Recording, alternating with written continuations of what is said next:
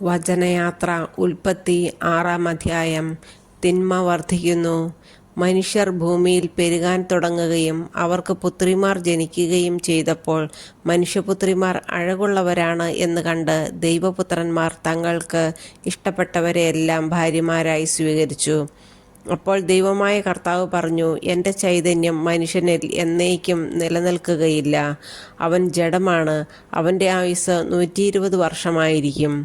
ദൈവപുത്രന്മാർ മനുഷ്യപുത്രിമാരുമായി ചേരുകയും അവർക്ക് മക്കളുണ്ടാകുകയും ചെയ്തിരുന്ന അക്കാലത്തും പിന്നീടും ഭൂമിയിൽ അതികായന്മാർ ഉണ്ടായിരുന്നു.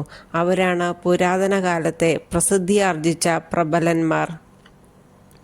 ഭൂമിയിൽ മനുഷ്യൻ്റെ ദുഷ്ടത വർദ്ധിച്ചിരിക്കുന്നെന്നും അവൻ്റെ ഹൃദയത്തിലെ ചിന്തയും ഭാവനയും എപ്പോഴും ദുഷിച്ചതു മാത്രമാണെന്നും കർത്താവ് കണ്ടു. ഭൂമുഖത്ത് മനുഷ്യനെ സൃഷ്ടിച്ചതിൽ കർത്താവ് പരിതപിച്ചു. അത് അവിടുത്തെ ഹൃദയത്തെ വേദനിപ്പിച്ചു. കർത്താവ് അരുളിച്ചെയ്തു, എൻ്റെ സൃഷ്ടിയായ മനുഷ്യനെ ഭൂമുഖത്തു നിന്ന് ഞാൻ തുടച്ചു മാറ്റും.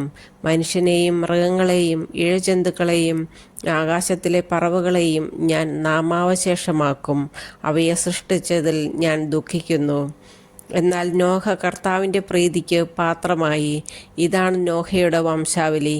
നോഹ നീതിമാനായിരുന്നു, ആ തലമുറയിലെ കറയറ്റ മനുഷ്യൻ. അവൻ ദൈവത്തിൻ്റെ മാർഗത്തിൽ നടന്നു. നോഹയ്ക്ക് 3 പുത്രന്മാരുണ്ടായി: ഷേം, ഹാം, യാഫെത്ത്. ദൈവത്തിൻ്റെ ദൃഷ്ടിയിൽ ഭൂമിയാകെ ദുഷിച്ചതായി തീർന്നു. എങ്ങും അക്രമം നടമാടി. ഭൂമി ദുഷിച്ചുപോയെന്ന് ദൈവം കണ്ടു. ലോകത്തിൽ മനുഷ്യരെല്ലാം ദുർമാർഗികളായി. നോഹയുടെ പെട്ടകം. ദൈവം നോഹയോട് അരുളിച്ചെയ്തു, ജീവജാലങ്ങളെല്ലാം നശിപ്പിക്കാൻ ഞാൻ നിശ്ചയിച്ചിരിക്കുന്നു. അവർ മൂലം ലോകം അധർമ്മം കൊണ്ട് നിറഞ്ഞിരിക്കുന്നു. ഭൂമിയോടുകൂടി അവരെ ഞാൻ നശിപ്പിക്കും.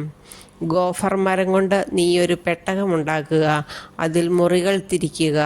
അതിൻ്റെ അകത്തും പുറത്തും കീല് തേക്കണം. ഇങ്ങനെയാണ് അതുണ്ടാക്കേണ്ടത്.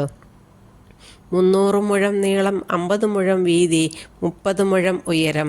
മേൽക്കൂരയിൽ നിന്ന് 1 മുഴം താഴെ പെട്ടകത്തിനൊരു ജനലും വശത്തൊരു വാതിലും വയ്ക്കണം. താഴെയും മേലെയും നടുവിലുമായി 3 തട്ടായി വേണം പെട്ടകം ഉണ്ടാക്കാൻ. ഭൂതലത്തിലെല്ലാം ഞാനൊരു ജലപ്രളയം വരുത്താൻ പോകുന്നു. ആകാശത്തിന് കീഴെ ജീവശ്വാസമുള്ള എല്ലാ ജഡവും ഞാൻ നശിപ്പിക്കും. ഭൂമുഖത്തുള്ളതെല്ലാം നശിക്കും. എന്നാൽ നീയുമായി ഞാൻ എൻ്റെ ഉടമ്പടി ഉറപ്പിക്കും. നീ പെട്ടകത്തിൽ കയറണം. നിന്റെ കൂടെ നിന്റെ ഭാര്യയും പുത്രന്മാരും അവരുടെ ഭാര്യമാരും. എല്ലാ ജീവജാലങ്ങളിലും നിന്ന് ആണും പെണ്ണുമായി ഈ 2 എണ്ണത്തെയും നീ പെട്ടകത്തിൽ കയറ്റി സൂക്ഷിക്കണം. എല്ലാ ഇനം പക്ഷികളും മൃഗങ്ങളും ഇഴജന്തുക്കളും സംരക്ഷിക്കപ്പെടേണ്ടതിന് ഈ 2 എണ്ണം നിന്റെ കൂടെ വരട്ടെ.